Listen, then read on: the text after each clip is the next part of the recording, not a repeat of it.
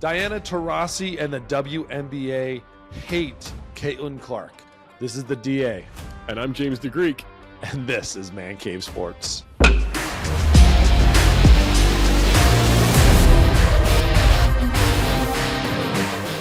James, it came out this week. The WNBA, I'd say the Olympic team, I guess, came out with their rosters for the next Olympics. I can't believe we're talking about women's basketball, but here it is. And for some reason, we're talking about it. The Olympics came out with their roster. They left Caitlin Clark off of the Olympic lineup for the Paris Olympics. This is absolutely insane that they left her off. It has created a lot of controversy. Everybody is talking about it in sports. How are you feeling about this, James? How do you think I'm feeling? It's stupid. We're talking about women's basketball because of Caitlin Clark. The women were bitching and moaning a couple of weeks ago that, oh, we should be paid the same as the men. And you know why that debate came up? Because of Caitlin Clark. The WNBA has the highest ratings it's ever had because of Caitlin Clark.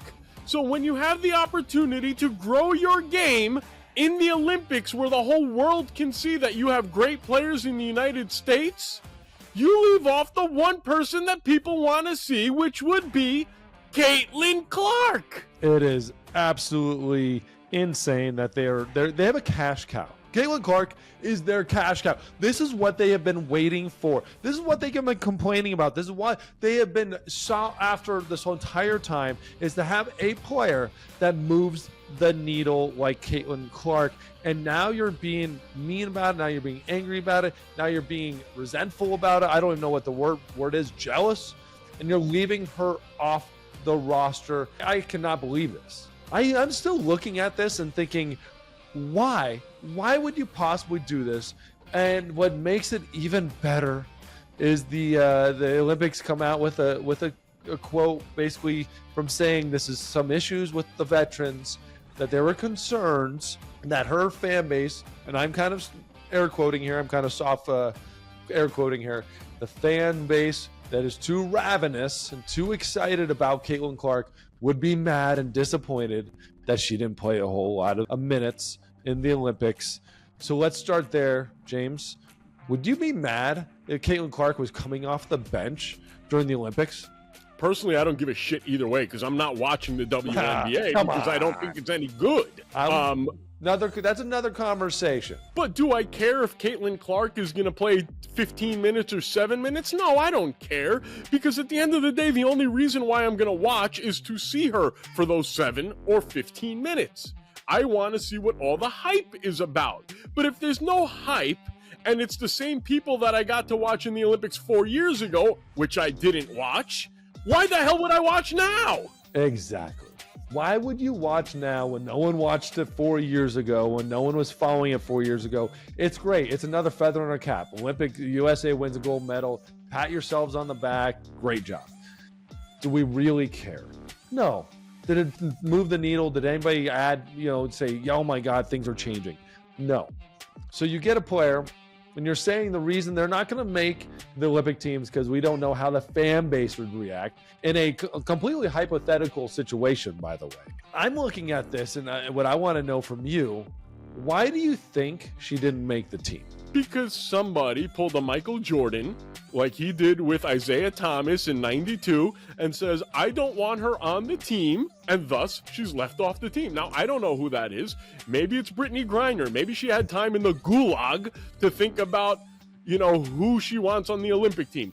Maybe it's Diana Taurasi, who's 41 freaking years old, and she's going to decide that a 20-something-year-old isn't going to play? Why?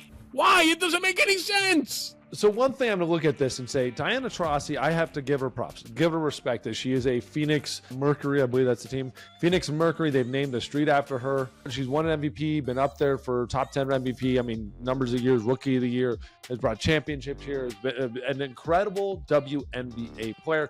just like she was at UConn when she brought multiple championships to UConn. Absolutely respected as a WNBA player. I remember before the year, they had asked her opinion, and she basically said that be ready. The WNBA is a lot different than it is in college, and kind of alluding to the idea that Caitlin Clark's not going to be able to handle the WNBA. She's done a lot more than handle the WNBA. Now, a lot of her numbers match up pretty well with Diana Taurasi right now. Points per game, they're almost tied with Clark having a slight lead. But when we look across the board, and this is a rookie in the league that she couldn't be able to handle, she is 13th or 14th right now with points per game, 24th in rebounds as a guard, 24th as a guard, by the way, 4th in assists, and 18th in steals. To me, that is an incredible all-around really good player who also has had 30-point nights playing on the worst team in the league, let alone if she actually had some help. And she was absolutely holding her own, if not rookie of the year, MVP candidate type numbers. And again, if she gets better and she starts scoring a little bit more per game, 18, 20 points per game instead of the 16 plus now, she will win the MVP, or at least be top 3. You're leaving a top 3 player out in this Olympics. Do you think in any possible way this helps the WNBA and women's basketball in general by leaving her off the team? No, it'll be exactly what I said it was when we were talking about Caitlin Clark a few weeks ago. It will be a farce, because it is a farce. It's a joke of a league. I don't want to hear any more crap about the WNBA, especially when you finally have a big ticket item and you won't include her. I'm going to ask you this, David. If Caitlin Clark was coming to Phoenix, would you go watch a game if you had the night off? I might, which is scary to think, which is crazy. Like, I was walking in Dick's and there's Clark jerseys. This is the first player that is a crossover player for me, that is actually can play in a different league. I don't think she's an NBA player, but the one thing that crosses over is shooting. Shooting is the only thing that crosses over. It's like in golf with putting. It crosses over. There's no difference. You don't need to be big and strong. You just need to be able to shoot the ball. She can do that. And that's the thing about this, is that it is a different game with her on the court. She is creating a different league the way Steph Curry created a different league. It is going to happen. Get on board. What I can't stand is the cattiness, the jealousy from all these other players, because she's giving you what you want, the energy, the excitement, the fans. For the top 5 games this season in attendance were her games. And guess what? They've won 2 games all year. So get over it. And I am going to say this 100% in my opinion. Diana Taurasi told them not to put her on the team. Same position, like hyped coming in. She is the biggest threat to her legacy that she has ever seen. She's the only threat. Caitlin Clark is the only threat to Diana Taurasi's legacy. And by her not being on the Olympic team, it stops her from getting on one team.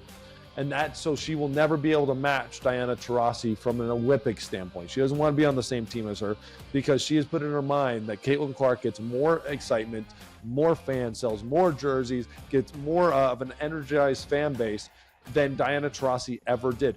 Caitlin Clark might not be as good of a player as Diana Taurasi ever was or is currently. She might never get to that level, but Diana Taurasi is going to do everything in her power to make sure she doesn't. And I 100% believe Diana Taurasi made the decision, said, I am not on this team if she even sniffs this team. You spoke about your experience with Dick's, and I know you love going to Dick's. Dick's is big when it comes to David Aardsma.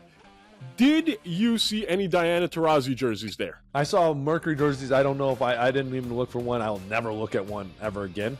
The comments that she's made, the way she said, I mean, they even asked her today. They asked her recently about this, and she said, do your research. That was her answer to basically saying, like, is she getting overpressed? Are they playing too hard? Are they acting? It said, you have to really focus and do your research. That's for everybody. That was her answer. Basically saying the league's always been hard and the league's always been tough on rookies and they play tough. I'm sorry, but when they're yelling at her, you're a B word, you're a bitch, and then just going and shoving her to the ground. This is something the league hasn't seen. We don't see that by somebody who doesn't bring on that type of stuff. Someone who's not talking trash and down in the middle, in fights underneath the basket. They are treating her completely different than any other player in the world because she is different than any other player in the world.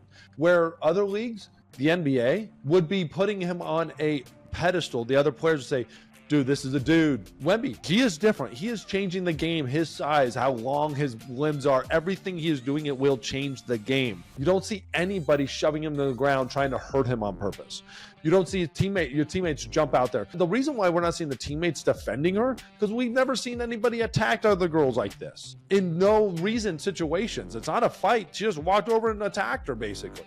And so we're seeing things we've never seen. We're seeing a reaction out of these players that we have never seen before. And James, what would it take for you to ever watch a WNBA game?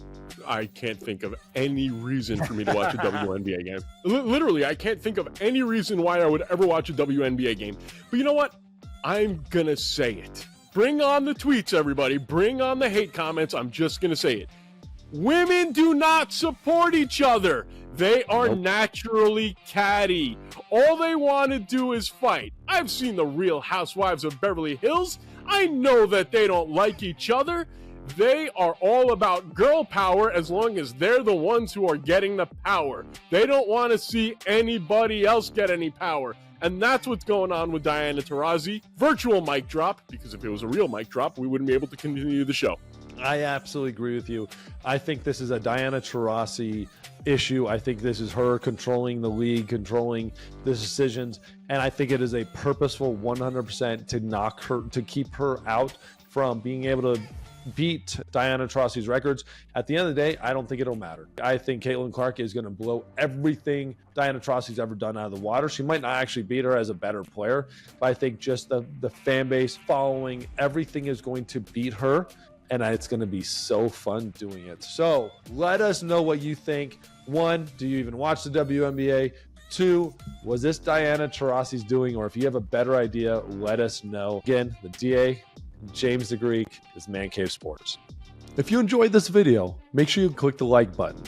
More likes equals more great content for you. And if you haven't, subscribe now.